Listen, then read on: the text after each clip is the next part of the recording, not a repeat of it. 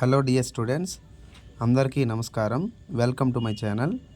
ఈరోజు మనము మరొక బైట్ తెలుసుకునే ప్రయత్నం చేద్దాం.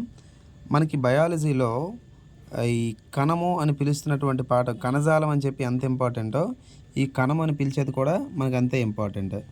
ఈ పాఠం కూడా ఇంపార్టెంట్. ఇక్కడ జంతు కణము, వృక్ష కణము రెండింటిని కలిపి మనకి ఈ బుక్లో మెన్షన్ చేయడం జరిగిందండి. ఒకసారి ఇందులో ఉన్నటువంటి సమాచారం మనం ఒకసారి తెలుసుకునే ప్రయత్నం చేద్దాం. సాధారణంగా జంతు కణానికి, వృక్ష కణానికి ఉన్నటువంటి తేడా ఏంటి అంటే గనక, వృక్ష కణంలోని కణం చుట్టూ కూడా 2 పొరలు ఉంటాయమ్మా. ఎన్ని పొరలు ఉంటాయి? 2 పొరలు ఉంటాయి. చూడండి, ఇక్కడ ఇదొక పొర, ఇదొక పొర, 2 పొరలు మనకు కనబడతా ఉంటాయి. అర్థమైందా? లోపల ఉండేదాన్ని ఎప్పుడు కూడా సెల్ మెంబరేన్ లేదా కణత్వచము అంటారు. బయట ఉండేది ఎప్పుడు కూడా కణకవచము లేదా సెల్ వాల్ అంటారు. ఇది వృక్ష కణంలోని 2 మెంబరేన్స్ కనబడతాయి. జంతు కణం అంటే యానిమల్ సెల్ మాత్రం ఓన్లీ ఒకటే కనిపిస్తుంది. అదేంటి? Cell membrane. ఏదమ్మా? సెల్ మెంబ్రేన్ అనమాట. మొత్తానికి 2 క్యారెక్టర్స్ కలిపి ఉన్నటువంటి ఈ డయాగ్రామ్ అనమాట ఇది. ఈ డయాగ్రామ్కి సంబంధించి మనం కొన్ని పార్ట్స్ ఉన్నాయి. ఆ పార్ట్స్ మనం తెలుసుకునే ప్రయత్నం చేద్దాం. ఓకేనా? సో మొదటగా ఇక్కడ మనకి ప్లాస్మోడెస్మెటా అని చెప్పి ఒక భాగం ఇవ్వడం జరిగింది. ఇగోండి, ప్లాస్మోడెస్మెటా అంటే కణంలోని ఎక్కడ ఉందో మీకు ఐడెంటిఫై చేయొచ్చు. ఇగోండి ఈ పార్ట్. సో ఇదేంటంటే ప్లాస్మోడెస్మెటా అనేది connection between 2 plant cells ఎలోస్ free movement of material.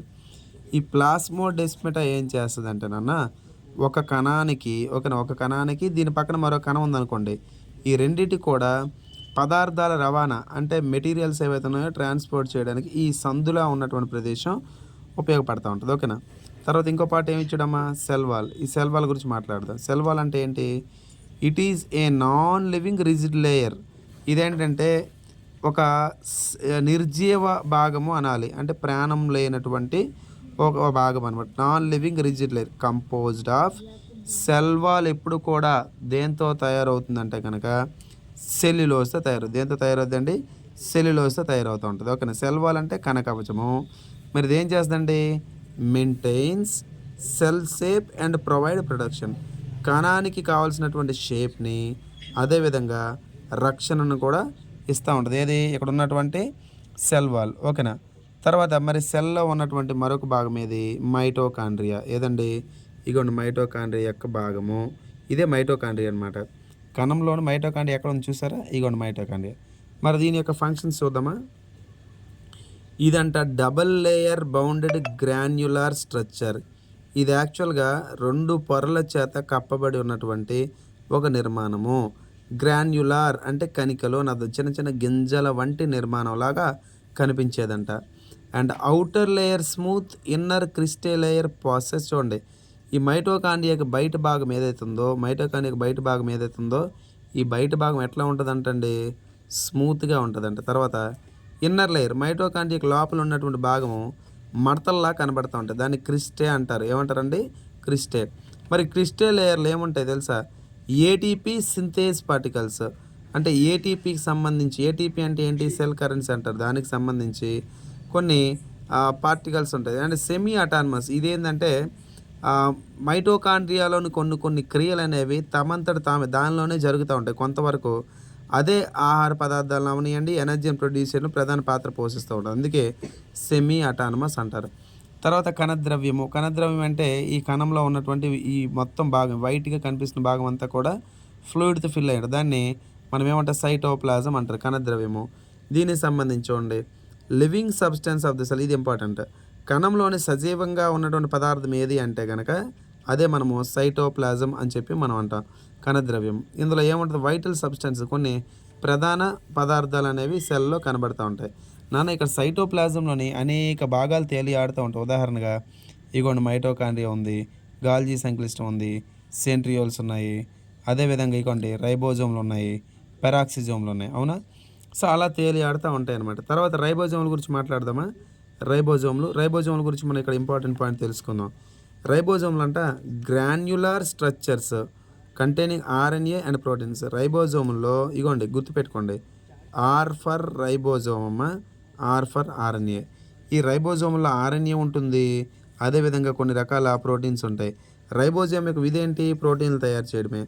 ఈ రైబోజోమ్లు మనకి 2 రకాలు కనబడతాయండి. ఎగ్జిస్ట్ ఇన్ 2 ఫార్మ్స్ అన్నాడు. ఒకటేంటి? 70S ఒకటి 70Sలో కనబడుతుంది. ఈ 70S రైబోజోమ్స్ ఎక్కడ కనబడతాయంట? ప్రోకారియోట్స్. అసలు ప్రోకారియోట్స్ అంటే ఏంటి? ప్రోకారియోట్స్ అంటే తెలుగులో ఏమంటారంటే వీటిల్ని తెలుగులో కేంద్రక పూర్వ కణాలు అంటారు. అంటే కేంద్రకం ఉంటది కదా! మధ్యలో న్యూక్లియస్ ఉంటది కదమ్మా! ఇగోండి ఇక్కడ మనము చూస్తే ఇగోండి ఈ భాగం ఏదైతే ఉందో ఇది కేంద్రకం అనమాట. ఇగోండి న్యూక్లియస్ అని చెప్పి అంటారు. ఈ కేంద్రకం చుట్టూ ఒక పొర ఉందనుకోండి కేంద్రక త్వచం అంటారు. అది ఉంటే ఆ పొర ఉంటే నిజ కేంద్రక జీవులు లేదా నిజ కేంద్రక కణము అంటారు. దాన్ని యూకారియోట్ అంటారు.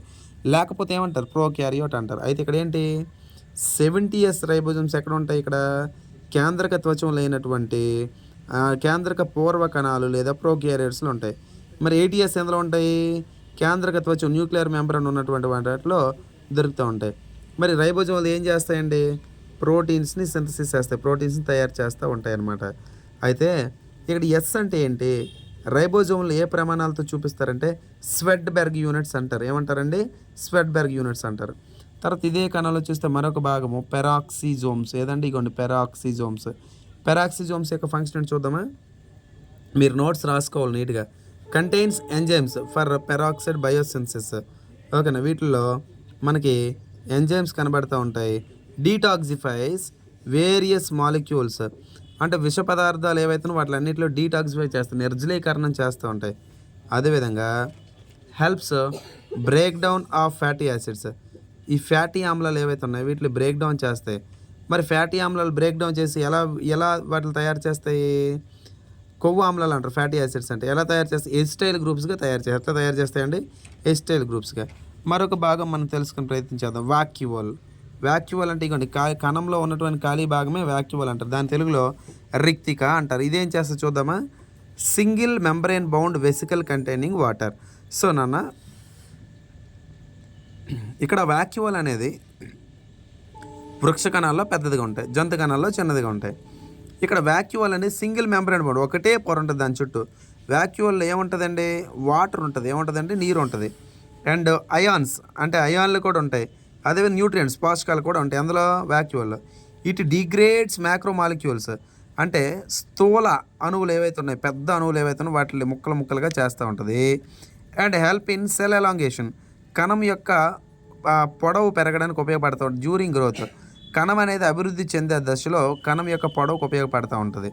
తర్వాత మరొక భాగం క్లోరోప్లాస్ట్. ఏదండి? క్లోరోప్లాస్ట్.